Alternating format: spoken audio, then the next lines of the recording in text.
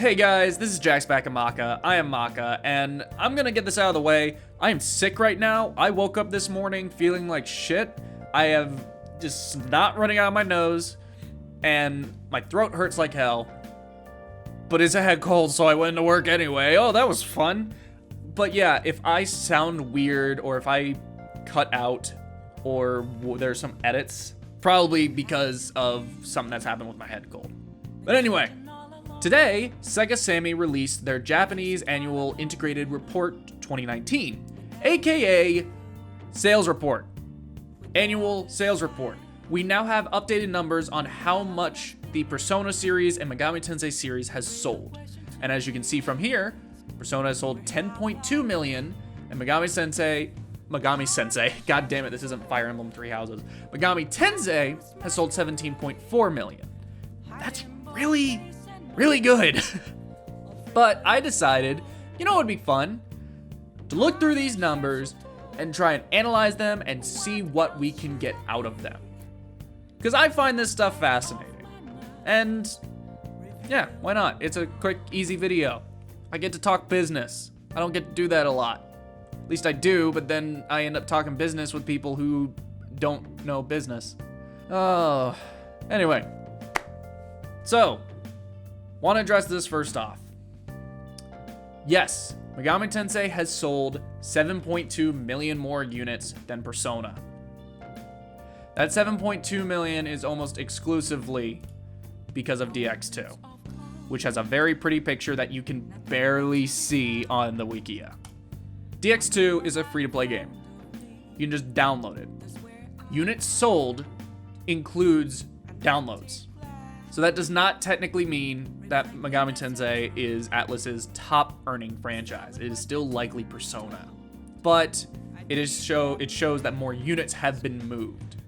Ever since DX2 first released, it has pretty drastically increased Shin Megami Tensei's unit numbers. So comparing it to last year, it upped it by 5 million. That's really good. The year before, it upped it from 7.2 million to 12.4 million. Wow, I said that weird. Don't ask me why I said that weird. I said that weird. Blame the sickness. So, there's some people saying, oh, well, Megami Tensei has sold better than Persona because DX2 is inflating the numbers. And yeah. But that doesn't necessarily mean that DX2 isn't making the money. I'm sure DX2 is still making the money. The fact that 2 years in a row it has raised it about 5 million units per is pretty impressive. Honestly, the first year, I thought, okay, well, there's 5 million. It's probably not going to do that. The game doesn't actually seem to be doing all that well or seem to be actually all that popular or whatever. But the fact that it still raised it another 5 million, I think is impressive. And DX2 has shown that it has more life in it than I thought. It's still also probably making it money. Like most gacha games, most of the downloads aren't from people who are actually going to be buying anything. For example, I haven't bought shit in DX2. And I'm sure a lot of people have not bought DX2, or not bought things in DX2. That's the case with a lot of gacha games. And without a doubt, DX2 is still a gacha game. A lot of mobile games, and especially gacha games, rely on whales. Whales are people who spend a buttfuck of money on getting a JPEG of their waifu. Not even that, just people who like to play mobile games and they spend a lot of money. Either they have a lot of money laying around and they're easily addicted to phone games, or they're very irresponsible with money. And they just spend and spend and spend and spend and spend. Regardless, I'm sure DX2 is still making Atlus and Sega money. It's just probably not the same amount of money as Persona.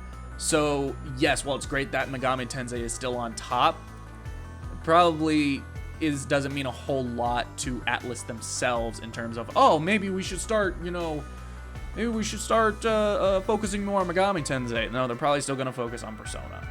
Another thing of note is that of this 10 million for Persona, about 3 million of that is all Persona 5. One thing that I think is really interesting that we can gather from this image, from comparing this graphic to last year's graphic, is in the time between last year's annual report and this year's annual report, only 3 things have happened in the Persona series. And that is the Western release of P3 Dancing and P5 Dancing, and the Western and Japanese release of Q2. Now, we know that for the dancing games in Japan in their first week, they really didn't do well. They really didn't. Combined, they'd sold about 65 million units, I think, in their first week. And that is only barely like 5,000 better than Strange Journey Redux did in its first week. So, in general, also, combined between the 2 games, but also across 2 systems with multiple SKUs. Altogether, every version of these games combined only equaled out to 65 million, 65 million, Jesus, 65,000 in its first week. And that's not great. These games bombed. In Japan, at least. We actually don't know how well they did in the West. No hard numbers were ever actually released. But based off of this, we can get an idea. We can also figure out how much Q2 did, how well it did in the West and in Japan. I believe in Japan they did release the first week numbers, but I think it was only the first week, and we never got any solid numbers here in the West. And yes, there is VG charts, but VG charts is very spotty and it's not very trustworthy. It's only used as like a basic guide, if that. So I'm not going to be referencing that. So, between this year and last year, Persona series has sold an extra 900k units. This is most definitely from these 3 games. And it gives us an idea of how well they did. So, let's round it up to, say, 1 million units. That means each game, if we split it equally, each game sold around 250k units. That's pretty decent, but splitting it evenly is not the reality. With Persona Q2 releasing on the 3DS in a time when the 3DS has long since been dead, especially in the West, I don't think these sales numbers or splitting it evenly is exactly fair. I don't think Q2, in the West at least, did 250,000 units. I really doubt it. I don't know exactly how well it could have done. My guess is it probably did more around maybe 100,000 to 200,000. But I doubt that it did 250,000 in the West. Q2 likely did not do very well in the West, just based off not just the game itself, but specifically on the environment it was released in. This time it was released in. It's just, honestly, it wasn't really smart. Q2 is the last notable 3DS game, and it will likely be the last notable 3DS game forever. I don't think there's anything coming out for it that could possibly be noteworthy. So the rest of this has to be made up with the Japanese release of Q2, as well as the Western release of the dancing games. And based off of this, my guess is the dancing games probably actually did better in the West than they did in Japan. Probably a lot better they did in the West than in Japan. So they released the PS4 and the PS Vita version of the games in the West. Of course, the Vita versions did not get a physical release, and that probably harmed it to a very minor degree. I see some people saying like, oh, maybe the games would have done better if they had a physical release on Vita. No. The Vita has long since been dead. It's been dead for years in the West. It getting a physical release wouldn't have done anything to help sales, and I honestly think that if they had gone physical, they might have lost money. They might have lost more money than if they just went digital. Because they gotta pay for manufacturing of the cartridges, of the cases, of the inserts, all of that. They gotta pay for that. And probably how much it would have cost to do all of that, to do a proper physical release, would have nullified the point of making it a physical release. Whatever it could gain from being physical probably would have just been completely overridden. But anyway, I feel like these games probably did better here in the West than they did in Japan. They most definitely did better. So, looking at the failure of the dancing games in Japan and the potential decent success in the West, as well as the, what I'm guessing is a fine enough success in both the West and Japan, given the 3DS's situation, we'll probably get a Q3. Whenever they do a Persona 6, they'll probably do a Q3. Still won't have Persona 1 and 2 characters in it, even as a cameo or whatever. It's still only going to focus on 3, 4, and eventually 6. Wait, 3, 4, 5, and eventually 6. Excuse me. However, I don't think we'll see a dancing game again. The dancing games likely didn't do anything for Atlus. They did not do well in Japan, and even if they could make some of that back up here in the West, it probably wasn't enough to really warrant it. When you compare the sales of the 3 and 5 dancing games to 4, 4 sold so much better, not only in Japan, not only in the West, but also in Japan compared to 3 and 5's equivalent. I feel like unless Atlus specifically knew that these games weren't going to do well and they used it more as a training exercise, we're probably not going to see a Persona 6 dancing, or a Persona Q dancing, or a Persona whatever the fuck dancing. I don't think we're going to see a dancing game again, because it just hasn't done well. Unless they want to risk it again and see, hey, maybe it'll do better another time. I don't think they're willing to give it a shot. Or at least I don't think it'll be something that from a business standpoint will make a whole lot of sense, at least to me. It's still perfectly possible, but I am doubting we will see it again.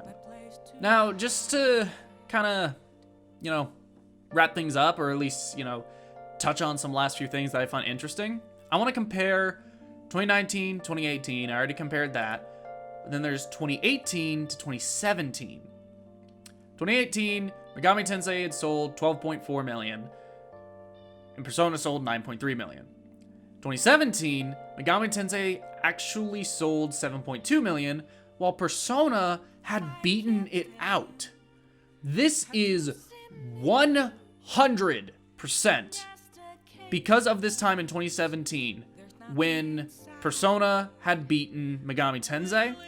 This is 100% because of P5. 100%. DX2 effectively returned Megami Tensei to its previous position. And while I think that's great, that, hey, Megami Tensei, it's still on top in some fashion, it shows that Persona has greater growth. It has greater growing potential than Megami Tensei. Just the one entry, Persona 5, shot it to number 1. Even for a year, it shot it to number 1. And the only way Megami Tensei was able to catch back up was DX2, a free-to-play gacha game. So while yes, I still prefer Megami Tensei, and I think Megami Tensei is in general a lot better than Persona in a number of aspects, Persona is still going to be on top. Persona has the higher growth potential and is definitely worth investing more in than Megami Tensei. Unless SMT5 comes out and becomes the Persona 5 of SMT in terms of sales success, I don't really see how things are currently going changing at all. I don't think we'll get another dancing game, but we're going to get something else in its place. We're going to get a scramble. We're going to get a P5 arena. We're going to get some, I don't know, a puzzle game, a Tetris knockoff, Persona Cross Tetris, Puyo Puyo Persona, fucking, Per Cross. I'm struggling right now. I'm sick. I can't think straight. Whatever. It's been 20 minutes. I'm gonna wrap this up because that's about everything that I can get out of it, and those are really my thoughts. I'm still glad that Megami Tensei has sold very, very well, or at least has moved units to a point that it's still very, very notable for Atlus. But the reality is that even though this number is high up there, Persona is still going to be top dog. Persona is going to be the focus. And yes, while that does suck, it's what the case is. And one other thing, actually, no, okay, I just remembered this. I'm seeing some people, I pulled it up, but I didn't think, I completely forgot about it while I was doing this. I'm seeing some people say like, oh, well, DX2 inflated the SMT, or the Megami Tensei numbers. Well, Pachinko inflated the Persona numbers. Ha! And yes, Pachinko does matter a whole lot. Pachinko can make a lot of money. A lot of yen. I don't think Pachinko is inflating the Persona numbers as much as you people would want. There's only so many Persona Pachinko machines. This is the only one I could find. The other ones are like Patch a Slot or other kind of gambling machines. And I'm sure they're still in circulation. They're still out there. But this machine released in 2015, and I feel like it's just not bringing in the same amount of inflation as one would think. Not only that, but a Pachinko machine is different from a app. An app is something easy to download that literally anyone can download.